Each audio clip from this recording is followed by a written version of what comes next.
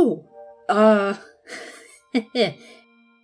What's up? I guess this means we're back in business, at least for a little bit. Yeah, so... I guess to be perfectly honest, and to make this seem like it's a bit more off-script, I've been trying to figure out a video topic since the Nocturne video release that would be feasible in between trying to live outside of YouTube, and I've bounced between a bunch of different ideas. I want to do everything that I tried eventually, but for me to go as in-depth on them as I would like, right now is not my time.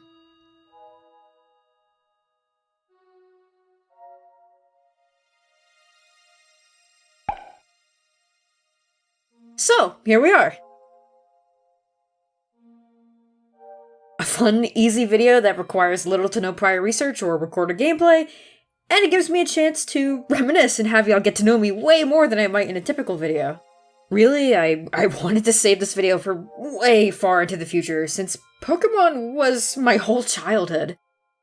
For better or for worse, I don't know, but without everything that Pokemon did for me, I would not have experienced the internet in quite the same way that I did, and I definitely would not be the person I am now. You know, it's one of those sacred franchises that impacted my life. I mean, I felt like I had to save talking about it in any capacity until my video making process reached a much higher level. I thought similarly about Golden Sun. I also wanted to save that one for the future since its reception made it look to me like this classic must-play holy grail of a game, like, I don't know, Chrono Trigger or something? Well, and look how that turned out. Now, I may not feel the same towards the franchise at this point in my life, which is a whole different discussion for another day, but I have a lot to thank Pokemon for. I can't hate all of it or stop acknowledging its existence. That'd be ridiculous. I mean, for fuck's sake, I still have Pokemon stuff in my room. So maybe it is actually a good time to do this list, since I'm at a point where the only Pokemon that mean the most to me, you know, they're still there in my mind. Like, I've been able to filter out what's still important to me. Yeah, I do a lot of things on a whim anyway. I guess this should be no big deal. Hopefully.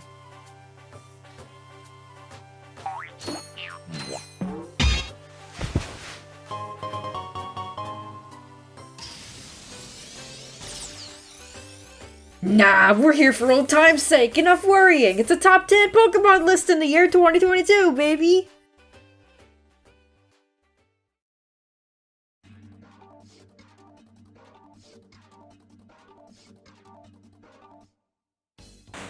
I've never used Kingdra in a normal playthrough of any official Pokemon game. More than likely you'll have a water type on your team early on, and I sure as hell wouldn't have known how to get a Kingdra as a kid. It was only through what was one of my top time-killing websites as a kid that I got attached to him at all. Showdown and unblocked Pokemon browser games were a couple of my go-tos if I was avoiding schoolwork. Gen 5 Ubers, OU, and UU were the only competitive metas that I made an attempt to learn, but man, it was fun. Current meta probably has some goofy stuff going on with the new terrain moves, but I miss the Gen 5 Weather Wars.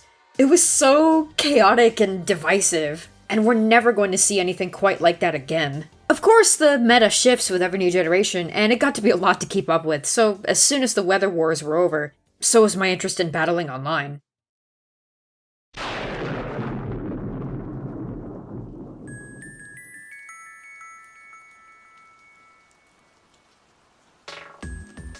My main OU team was the Rain team because it was so easy to use the same predictable strategies over and over again.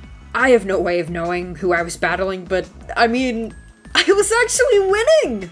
I do not remember any of this, but yo, watching my old replays owns. I'm 11, so shut the fuck up.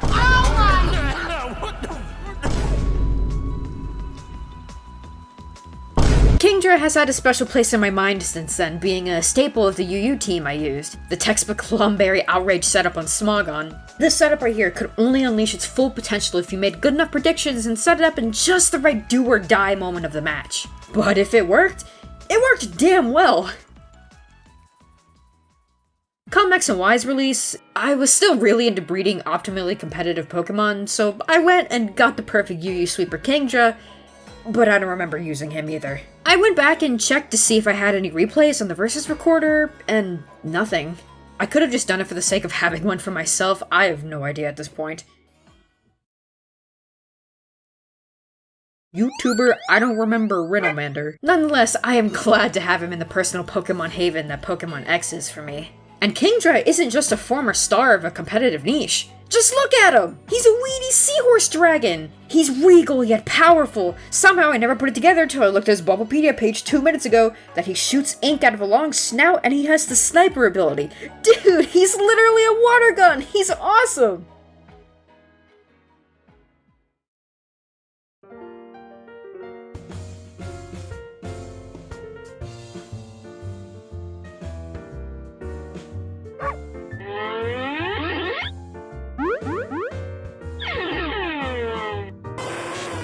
The way Arcanine found itself on this list is doubly surprising if you know me. Even though my mascot is a cat, and a lot of what I used to draw was cat-related if it wasn't Pokemon.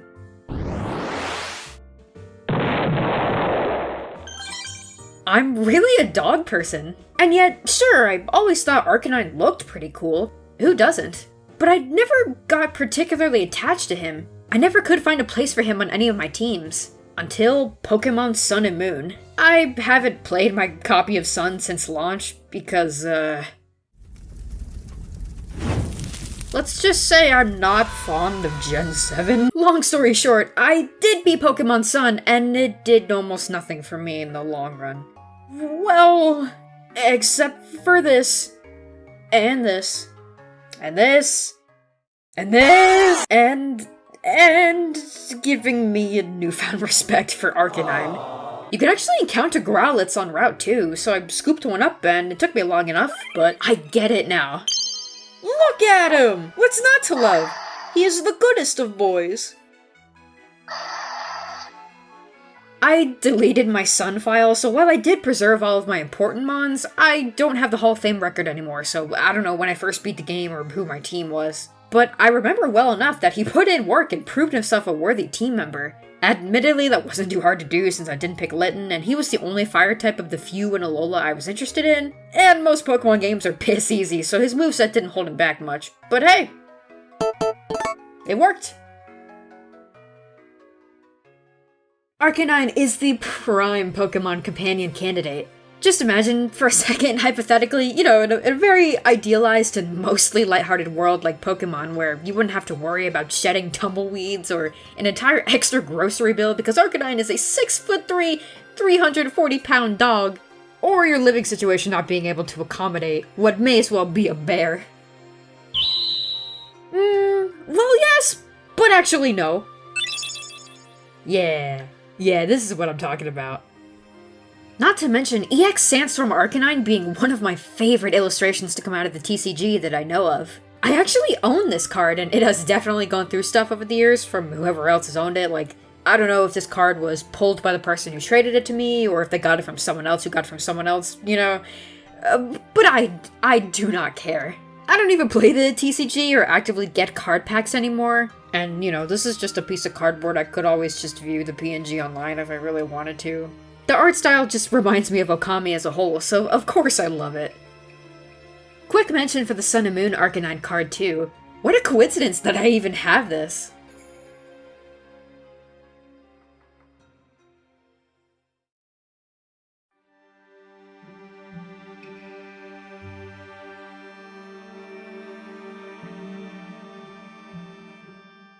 I do like this whole line, it goes way back for me, but if I had to pick one, I think I'd pick Meganium. Of all the times I played through Heart Gold Soul Silver, Chikorita was the starter I picked the most. I remember them getting a lot of hate, and I'll probably say this a lot throughout the video. If I do, just assume that I was drawn to said Pokemon because I felt bad for them. That does not affect my enjoyment at all. I think they're all as cute as the last. This is one of the few evolution lines that the middle stage can actually stand alongside the first and last forms. Bayleaf strikes a good balance of being cool and cute when it needs to, it's easy to draw. In fact, I drew it a lot in elementary school because it was one of the few Pokemon I could easily draw from memory. I like how the smell of its leaves is said to energize people, while Meganium's flowers can soothe and quell emotions. Its breath can even revive wilted plants. It's another one of those ideal companion Pokemon. I read its Crystal Pokedex entry, and I imagined, like, laying outside in a grassy forest clearing. There's a nice breeze going, clouds are on the move, and you've got Meganium sitting over you to give you some nice shade, soaking up sunlight. You know, all the best things about being out in nature, and for me, personally, just going outside at all and having someone hanging with you, because I don't do that as often as I should. I just think they're neat. They're all cute flower dinos. Oh, yeah, Thicarita's pretty funny.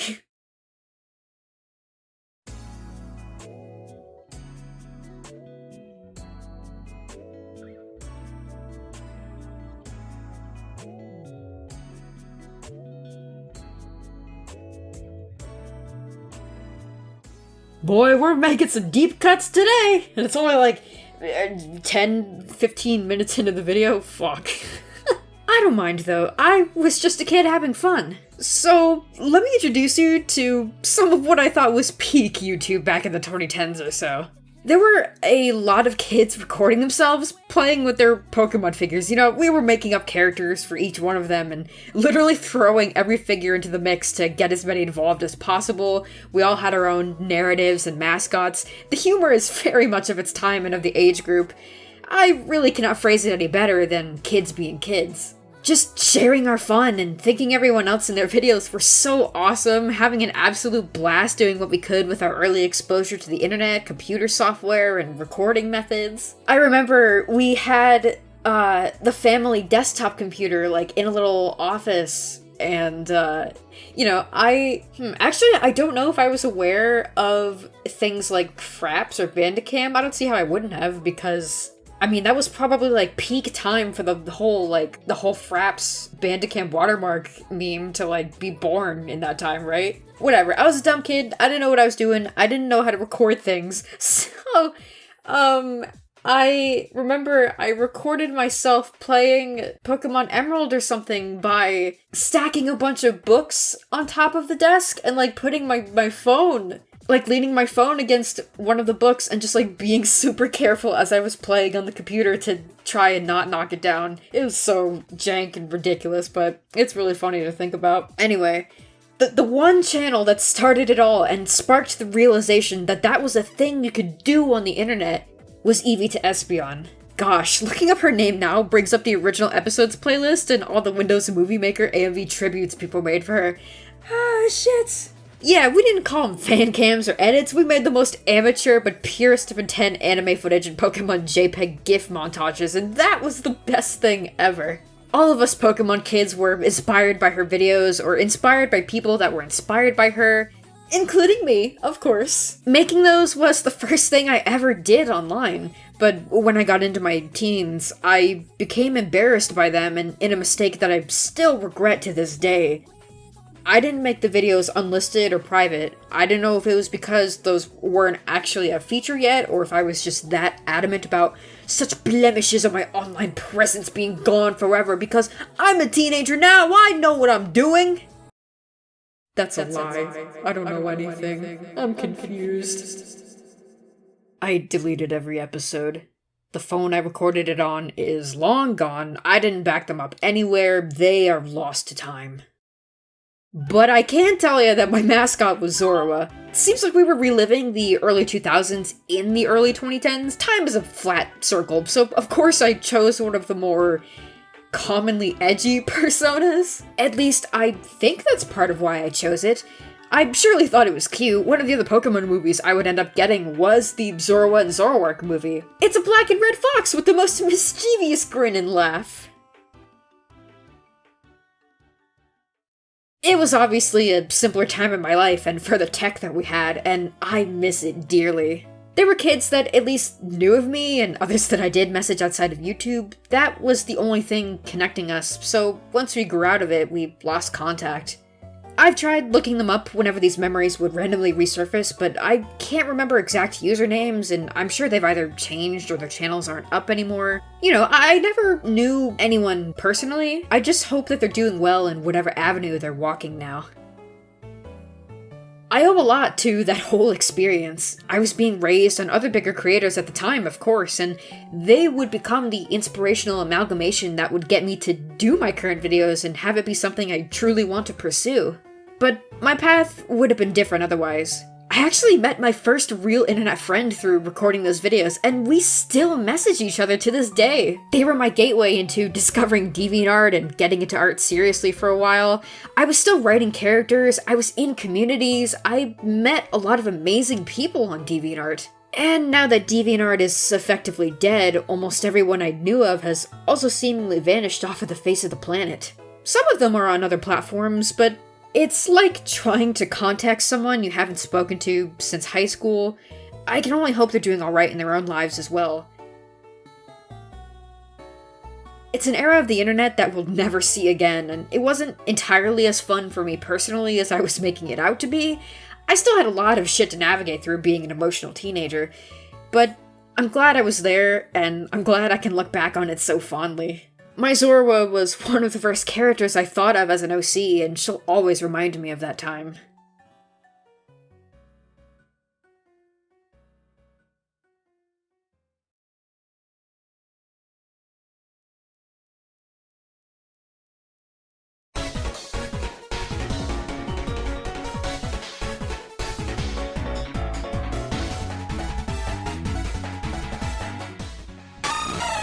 Azumarill's rise from the bottom, 2-generation-long OU tier reign, and inevitable fall is my favorite journey of any Pokemon I've used competitively. Pre-physical special split in Gen 4, it couldn't capitalize on anything it might have had.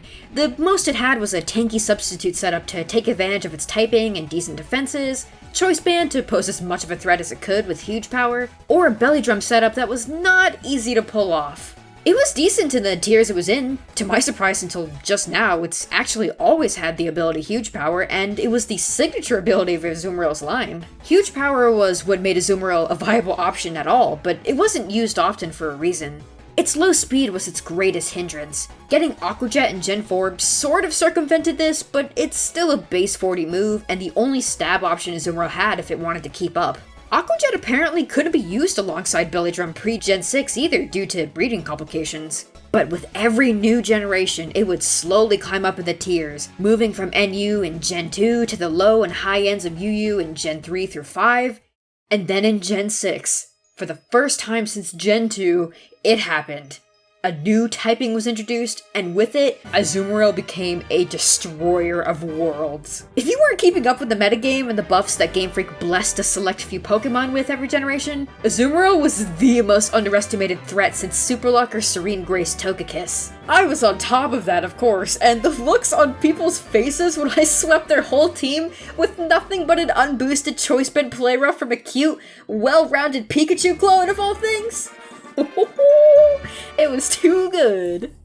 You could switch Azumarill out at any time if they brought something to counter it, since it had enough bulk and resistances to take hits and could come right back in to kill with Aqua Jet. Play Rough drained every HP bar so fast. It was by far the most fun I've had with a singular Pokemon battling other people, and one of the Pokemon I got the most mileage out of in places like the Battle Maison or the Battle Chateau.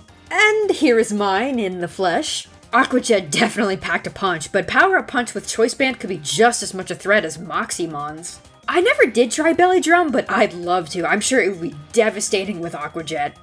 I say that it had an inevitable fall from grace because when you introduce new Pokemon, moves, mechanics, and buffs and debuffs, things shift in the meta. Some Pokemon suddenly find a place in the spotlight, others have to compete old versus new. I don't follow the metagame anymore, so I have no idea what's going on, and I imagine Azumarill has had its 15 minutes of fame. But I still love this Kirby-esque god-slaying creature.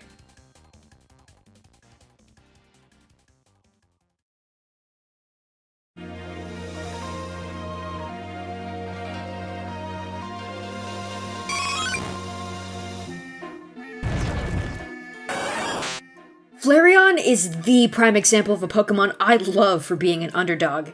Undercat, I suppose. Not that I have a particularly sentimental tale about it, Flareon has just seemingly always been ignored or made fun of more than any other Pokemon I can think of, and the extent that it went to felt unwarranted to me. It has a design that a lot of people looked at simply as an uncreative, fluffier Eevee that even its shiny reflects, a low enough speed stat that makes its fantastic attack stat unusable, in combination with its move pool that notoriously didn't include Flare Blitz until Gen 6. Flare Blitz is pretty much the only physical fire option competitively, even though it causes recoil damage and Stealth Rocks are played by literally everyone. Taking all of that into consideration, the world was never kind to Flareon. Just look at some of its Smogon descriptions. It's in a tier called PU in most gens. Twitch Plays Pokemon even gave it a bad name. Of course I wanted to champion the poor thing. You can't tell me it's not cute, at least. I love some of the fluffier Pokemon. Flareon was probably the one I drew most throughout my school years. I love its design for being super simple. It's easy to draw freehand, especially when, again, you were me and mostly drawing cats if it wasn't a Pokemon. You can make the fluff as thick and wild as you want. I used to always intentionally shake my hand as I drew it to give the fur an erratic, fiery effect. I even added embers coming off of it as if it's constantly brimming heat and it's the very embodiment of a flickering blaze. That's why I like Flareon for being an overly fluffy cat. I think taking it for what it is and being able to put your own spin on it is great. And yeah, okay, maybe I did project some of my feelings and anxiety onto it. Better that it went into something I have a creative outlet with, at least.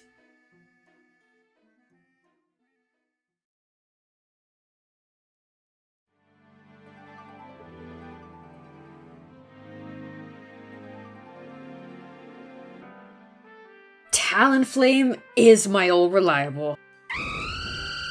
This guy does not ever leave my side. He is by far the Pokemon that has helped me the most in-game. Pokemon X is one of my favorite games. It is the single game I have put the most hours into. If I needed to unwind at the end of the day, was just bored, or wanted to relax with a friend doing the same thing, shiny hunting and breeding in Pokemon X was a comforting, subconscious gameplay loop. Sitting hunched over like a shrimp or curled up in bed, Talonflame at the head of my party, riding circles in front of the daycare to get eggs one at a time, flying to the Lumiose Tower so I could slide a coin under the 3DS's circle pad and have the game hatch eggs for me, rinse repeat while they had music or some video on. Yeah, it was an escape. Talonflame can have Fly and Flame Body, which makes it the perfect all-in-one Pokemon for egg hatching and shiny hunting. When you're hatching hundreds and hundreds of eggs, you need those remaining 5 party slots. You need to expedite the process as much as possible. It's not difficult at all, it just takes time to make the necessary preparations and to, actually do it. So having a single Pokemon that could do all that and more for hours and hours over the course of a handful of years, Talonflame became a dear old partner. After a while, I figured that my Talonflame, with the most fitting nickname I could think of, needed well-deserved rest. I mean, it was the first Pokemon I caught on a route in my first playthrough. I got it leveled all the way up to 100, it battled through the Elite Four, Battle Chateau, Battle Maison, and the Friend Safari countless times, flew back and forth from the daycare to the Lumiose Tower countless times, all from 2013 through 2016. It even helped with completing the Pokédex in the only game I've ever done it. Once I got the shiny charm, he was free. He now rests in my PC among my other most sentimental Pokemon, while his spry, shiny successor has taken up the mantle. Talonflame being as useful as he is for something I really enjoy doing, and for reminding me of times spent with friends, shiny hunting or hanging out and playing Pokemon together, not worrying about anything, he means as much to me as a non-starter Pokemon ever could. Oh, by the way, part of Talonflame's wing clips into its own body every time it flaps. It's never been fixed since day one, and you are now unable to see it. You're welcome.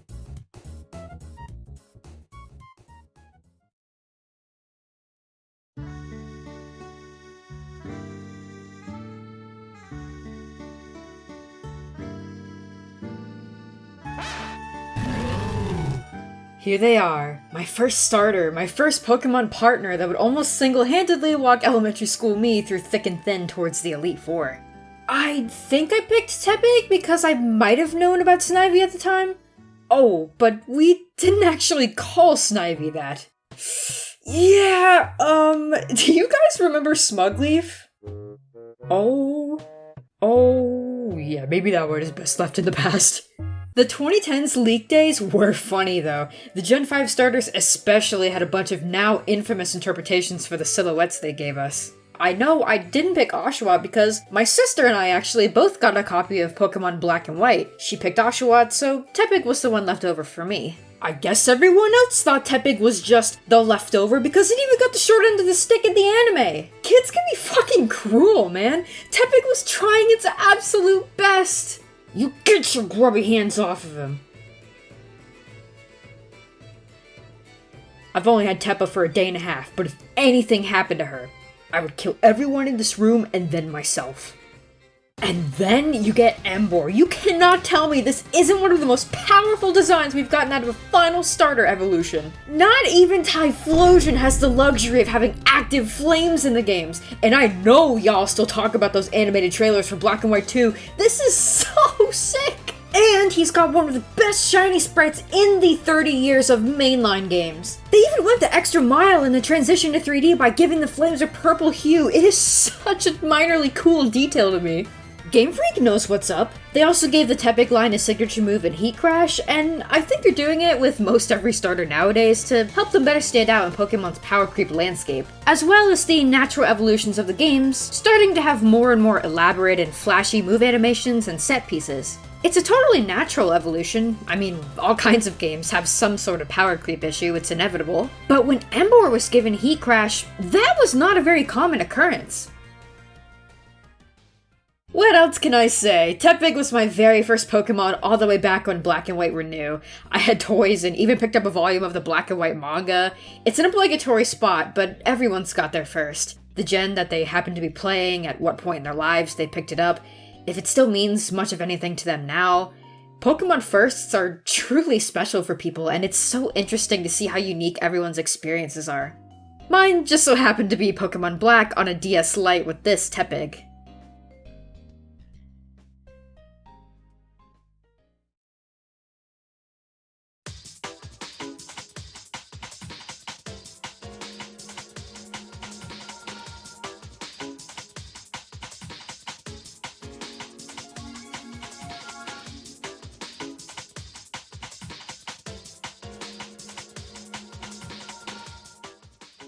Alright folks, we've arrived at the top spot, but this would not be a complete list without the honorable mentions to draw out the tension. Alright, first up here we have... Fearow!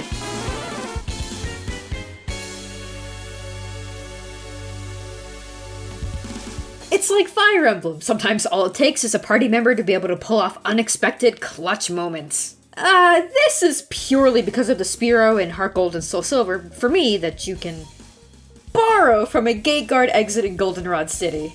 Basically, this particular Spearow, named Kenya, in a bit of a unique case for NPC traded Pokemon, receives the EXP boost that normal traded Pokemon get, and is level 20 when you receive it. Not even Whitney's Pokemon are that high of a level, so this Spearow is ahead of the game from the moment you pick it up at Gym Badge number 3.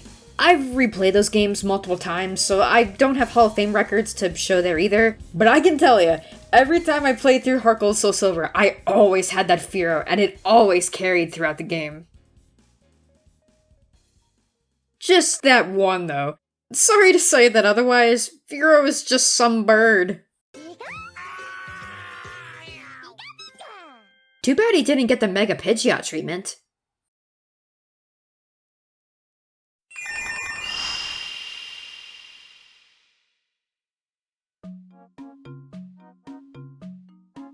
Ampharos!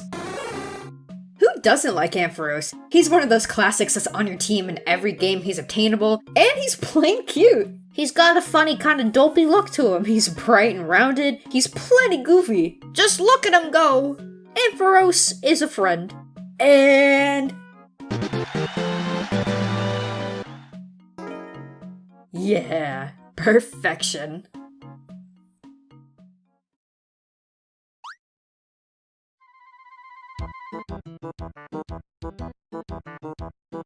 Quagsire! Also perfection in my book. Truly not a single thought to be found in that adorably pudgy bean-shaped body. Just a guy who goes with the flow. Ignorance is bliss, baby.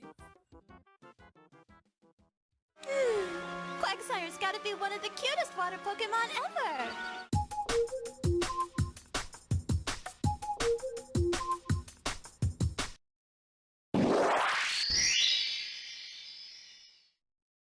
The whole Swinub line. Swinub is in the category of round boy Pokemon, so he is automatically one of the best. I had a Piloswine in at least one of my Heart Gold Soul Silver playthroughs, and I remember he did great! Enough for me to have him transferred out of those games and use one again in Pokemon Platinum. I do like that he looks like a sentient pile of fur, too. Like, I just imagine him shuffling along and looking as silly as a cartoon character.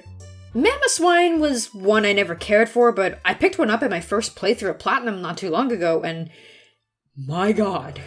Years of memes, years of secondhand experience of the horror stories of Cynthia's Garchomp, one of the hardest battles of the Pokemon franchise, and it was gone in a single Ice Shard. Am I finally too old to enjoy this? God.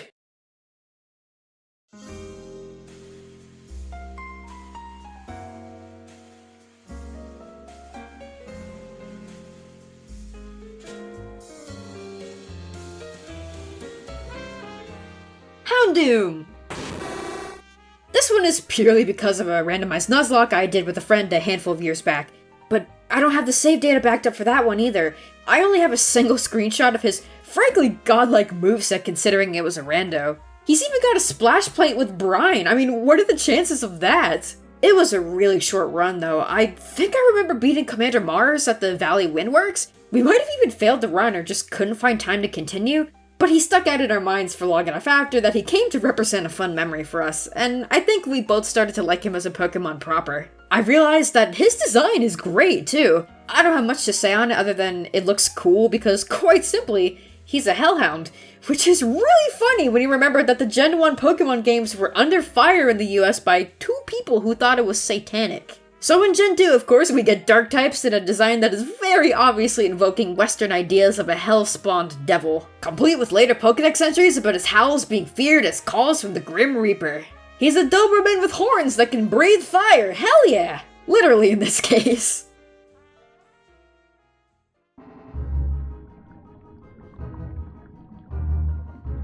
Mudkip and Swampert.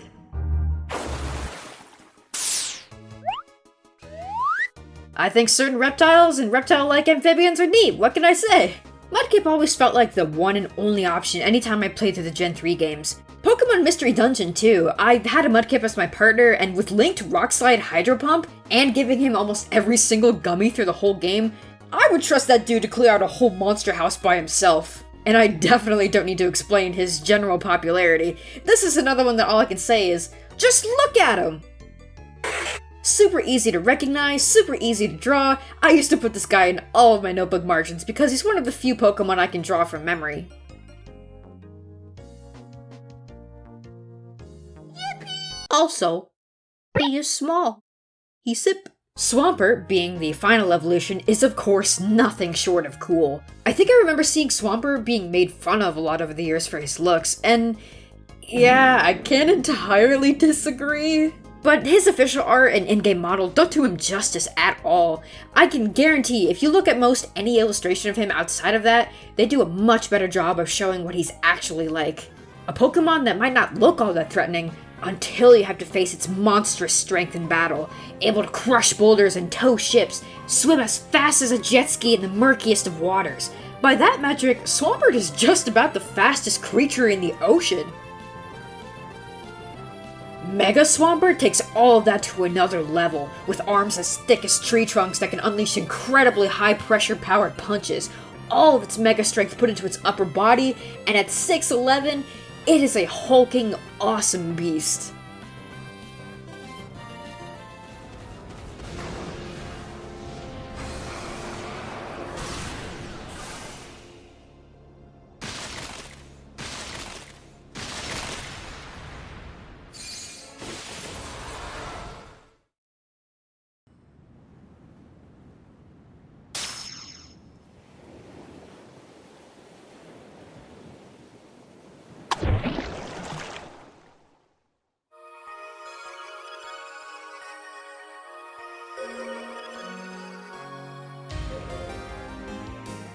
Milotic!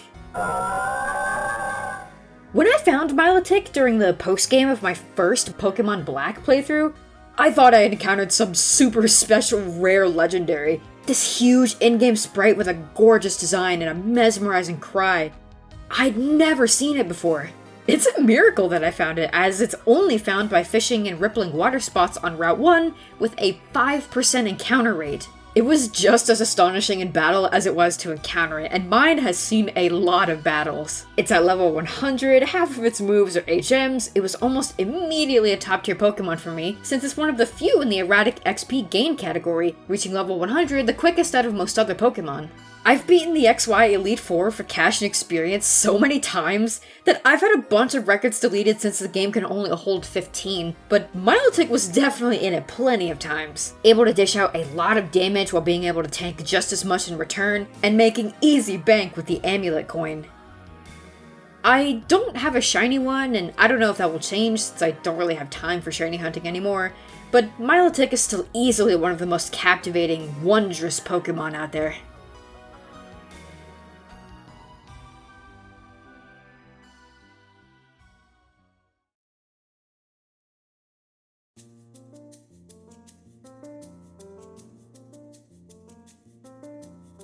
Togekiss! Togekiss is another Gen 5 UU-mon that I like the design of well enough. It's simple, it's round, it's cute. You can pull up its Bulbapedia page right now and see that its design invokes ideas from all these things universally understood as being good. It's a bringer of blessings and joy, given that people are able to come together, embrace their differences, and treat each other with respect. There's one special Togekiss I've had for a while though that I wonder how many other people have. Did any of y'all ever make a Pokemon Trainer Club account when Gen 5 was still new? I played the heck out of this site and other online kid-aimed MMOs that were big at the time, like Moshi Monsters or Pop Tropica or Vantage. I'm now realizing how that tracks given the nature of those games. It had the Pokemon name on it, you know, it was just something to do to kill time after a day at school. I don't necessarily miss it, it's just wild seeing how different it used to be and looking back at what I thought couldn't get any better back then. Anyway, while the global link was still around, you could receive a birthday Togekiss that had Super Luck and the move Present. I think this was the only way to get a Super Luck Togekiss at the time. They'd send you this cute message on the site, made kid me feel so special. Watching the video of it takes me back. God, I miss the Dream World, dude. That was some of the best outside interactivity the mainline games had. Anyone remember the Sea Gear skins too? I remember I wanted to get as many of them as I could as a kid. All the ones I had are now long gone though, since Global Link is gone and I deleted my file to play the game again. Heck, even the Togekiss I have doesn't have Present listed under moves that I can remember anymore if I go to check it in Pokemon X. Oh well, it happens. This is definitely the one though. It's got Super Luck and it's in a Dream Ball. It's just a neat reminder of a bygone era.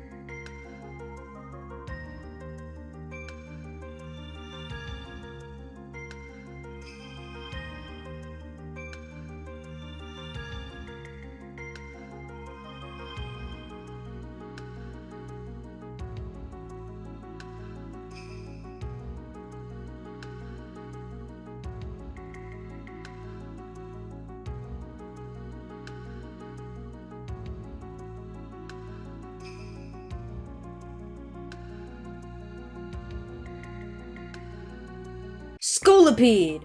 Scolipede is pretty fucking awesome looking. I can get paranoid and freaked out by bugs in real life, so the fact that Pokemon has some of the best bug character designs as far as I've seen is a testament to how strong Pokemon character design is. Real centipedes are so freaky looking, but Scolipede takes the main concept and makes it look menacing in a way that's cool and respectable. And its shiny has bright blue warning coloration. That's so cool!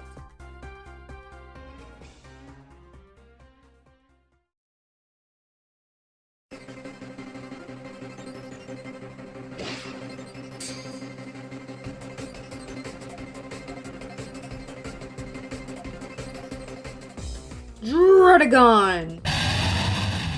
This is a similar case to Flareon's, a Pokemon mocked for its design being uncreative, or rather, ridiculous in this case, never being a standout competitively or in any game during a normal playthrough, never getting any notable changes or appearances in the games, even though he was used by both Alder and Iris. Its shiny even appeared in the anime as well. I remember browsing Cerebi and seeing that it had a tab for all the shinies that had appeared in the anime up to that point, and I was shocked to see Druddigon getting his moment. Though I've never had any desire to keep up with the anime, and it wouldn't really matter anyway because if his default colors weren't appealing for you, then his shiny definitely won't be. Druddigon is just not going to be an inherently appealing Pokemon for most people. I highly doubt he's even a thought nowadays. I get it, Druddigon is facing literally every other Dragon-like Pokemon as competition. He really can't stand out among the crowd. How are you going to make people care about a comparably uninspired design when you've got Pokemon that are interesting by premise, like Garchomp, Salamence, Gyarados, Tyranitar, and Haxorus and Hydreigon in the same generation? Why does he even exist? Well, even though Pokemon's main motivation as a franchise is to appeal to as many people as possible with as little losses as possible, not every Pokemon needs to be created with that ideology. Some Pokemon are designed towards tastes that are not as widely shared, some don't seem to have as deeply rooted inspirations behind their designs, and that's okay. It's inevitable for a franchise with as many creature designs as this one, and as I've already proven with a couple of my other choices, I like some of the less popular stinkers. I like that Druddigon is this rugged gargoyle turned goofy by gaudy colors. I like those colors, we already talked about this in the character design video. He can't even fly! Of course I wanted to champion the poor guy. He's even gotten some great art in the TCG that I'm still holding on to. And he's still getting art. Look at this card I just found on Cerebi while writing this. This is probably the singular best piece of Druddigon anything officially. Man, I should do a run of one of the games with only a Druddigon. I've never actually used one. As far as I remember, I just don't use dragon types very often in normal playthroughs. You know, they're typically only available late game and they take so long to train, and I've always got at least one ice type move on my team, so battling a dragon is no problem. I must not have used it in my first playthrough of Pokemon Black because I already had a team that I put time into, but I only know of or remember Druddigon because of how I encountered it. I was in that one patch of grass right outside the entrance to Dragon Spiral Tower. In any given season, you can only encounter a few Pokemon, and Druddigon can be encountered inside the tower, so he's not exactly rare. That might have actually killed some of the excitement of initially encountering it, and be another reason why I didn't use it, but whatever, it still stands out in my mind as being just as much of a rush as it was encountering Milotic. Remember, this was my first playthrough of Pokemon anything. Gen 5 only had Gen 5 Pokemon available until you beat the game. The only other dragon Pokemon you can encounter up to this point in the wild is Axew, who is only found in the optional Mistralton Cave. I encountered Druddigon in front of the tower, and I freaked out. I thought I found another super special, super powerful Pokemon. Give him a new form, evolution, something to make him relevant for once. You'd be shocked how much art there is out there of Druddigon. There's so much you could do with this guy. Yeah, this blog gets it.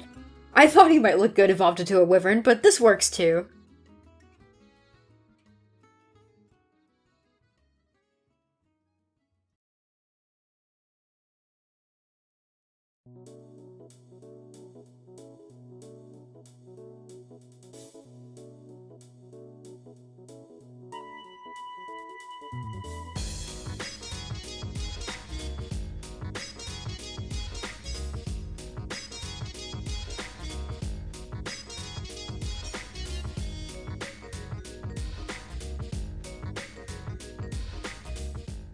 Genesect! So, the 2013 Genesect and Mewtwo movie. I never actually watched it, but I remember it having some buzz because it featured what we didn't know at the time to be Mega Mewtwo Y. The movie premiered in Japan in July 2013, and then in North America in October of that year. Mega Mewtwo Y was revealed in April and wouldn't be confirmed as a Mega Evolution until August. So it was floating around for a while. We didn't even know that Mega Evolution was a thing, and Japan was enjoying themselves as usual. I know literally nothing about this movie as of recording this, except for there being some shots of Genesect looking like the most anxious creature on the planet next to Piglet and Tutter. I was an anxious kid who didn't know how to talk to anyone, so of course I was immediately attached to him.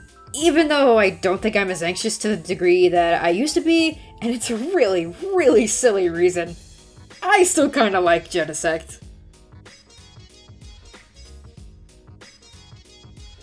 Also, he's a hoverboard. He looks like a hexbug crossed with a USB drive, and you put external drives into him to change the typing of his signature move. The gimmick as a whole isn't really groundbreaking, but I think he looks funny.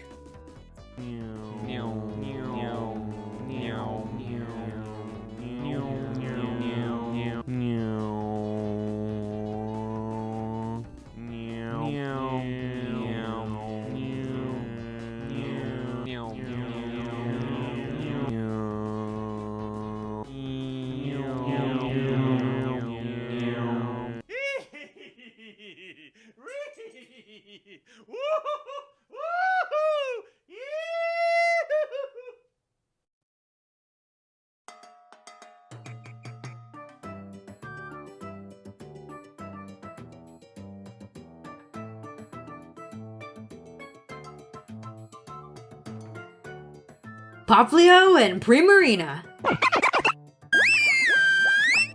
A new starter that was immediately overshadowed by its counterparts and ridiculed by all except for a few loyal fans. That's another win for me! I adored Popplio when he was revealed. Sun and Moon had the first set of starters that I can remember being excited to see the final stages of. He was my son, of course I also drew him wherever I could. It's a blue seal that you can hold, like the baby he is. And you're damn right I did. Would a coward have this? Look at how goddamn cute he is in the anime and even the games. How could you not love such an innocent face? What the dog doing? I'm more than good with Primarina being what we got instead of most of the fake final evolutions. They were going for more conventionally masculine designs, and Primarina being as decidedly feminine as it is was a welcome surprise. It being pretty is about all I can say.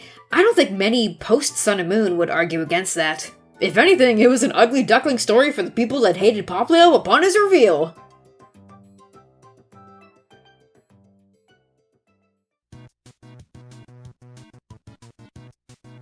Flapple! My god, this is the best inanimate object design. This is the Pokemon ever! The stem being this little dragony body with goofy little eyes that look like apple seeds, apple skin wings. Look how hard he's flapping, he's trying his best. He's the only grass dragon Pokemon that isn't a Mega, and he's a foot tall, but he could totally sit in your hands or on your shoulder. His shiny is a green apple! They've combined everything I could possibly ask for in a Pokemon. Everything about him is perfect. I need him in a ROM hack. And last but not least, Dreepy! I don't even need to explain him at this point in the video. A baby dragon with adorably goofy features, a conceptually cool typing that is shared only with Giratina, these tiny, very small Tutter arms, lil mans. And then he evolves into the fucking awesome Dragapult who, look at their stupid little faces, and they love it! This is what Pokemon is all about. Who cares if it looks compromised? It's fun! Wait, look at this. Hey Tara, you want some? This bitch empty!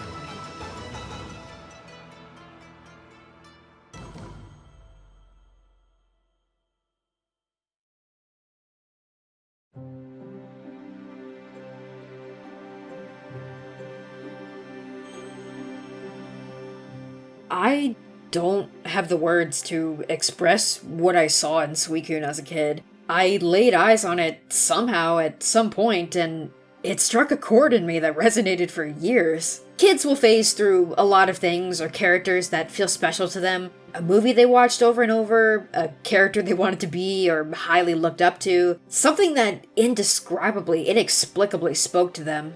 I thought Suicune was the most divine, alluring, elusive force. The flowing wave of purple mane, the crystalline crest that gives Suicune its focused, piercing gaze. How it only ever traveled with the flow of the wind, rarely showing itself to humans outside of a once-in-a-lifetime fleeting glimpse. Nothing more than a solemn stare before it races away with an elegant gracefulness that could only belong to a goddess.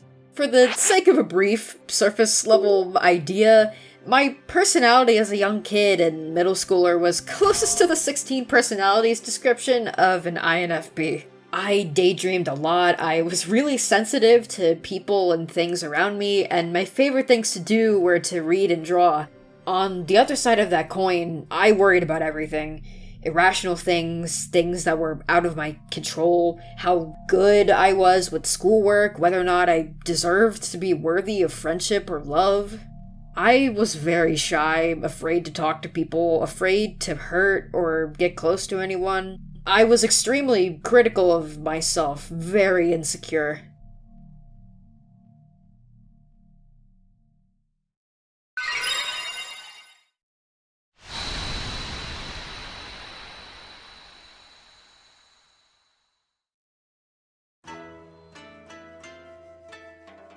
I guess Suicune was the closest Pokemon equivalent to Amaterasu for me. They're completely different beings in most every way, but they both had an inherently mystical quality in how they were presented and their constant pursuit of purification throughout the land. Suicune is also a god in its own right, not on the same plane as Okami's loosely interpreted Amaterasu being the highest deity of Shinto mythology, but one nonetheless.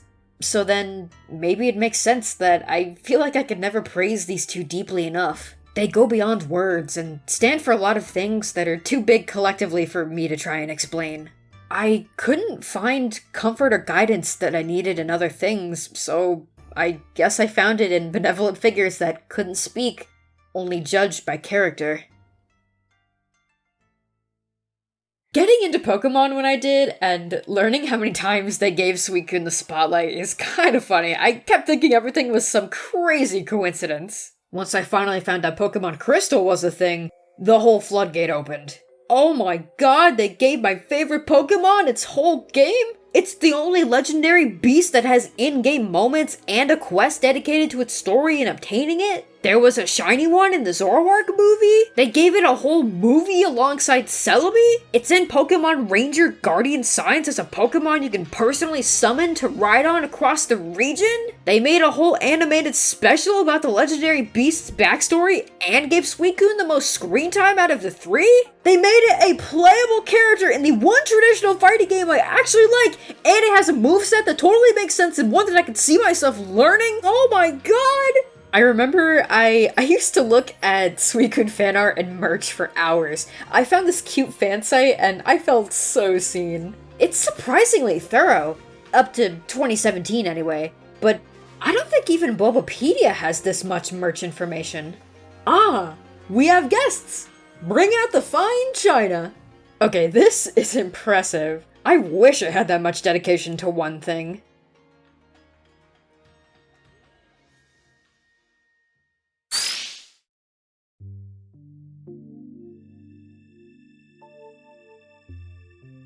I don't think about all of this actively very often anymore, but Suicune has remained my favorite Pokemon for all this time. It's just something I know in my heart, but feel like I still can't explain, as goofy as that is. I suppose it's just like a lot of other people's favorite pocket monsters. It's something to keep you tethered to your childhood. Everyone's favorite is a respective representation of who you were then, and who you are at this moment. And there you have it, I bared part of my soul for the entire world to see! I tried to include every Pokemon that had some kind of story attached to it, or still meant something to me. You can't really quantify or objectify your own experiences, so the order of this list doesn't super matter. I'm laying out a bunch of fantasy monsters for entertainment's sake, I just want you all to enjoy the show. Thank you very much for indulging with me for this long. I hope you're all doing alright wherever you are. Feel free to divulge whatever you like about your own favorite Pokemon.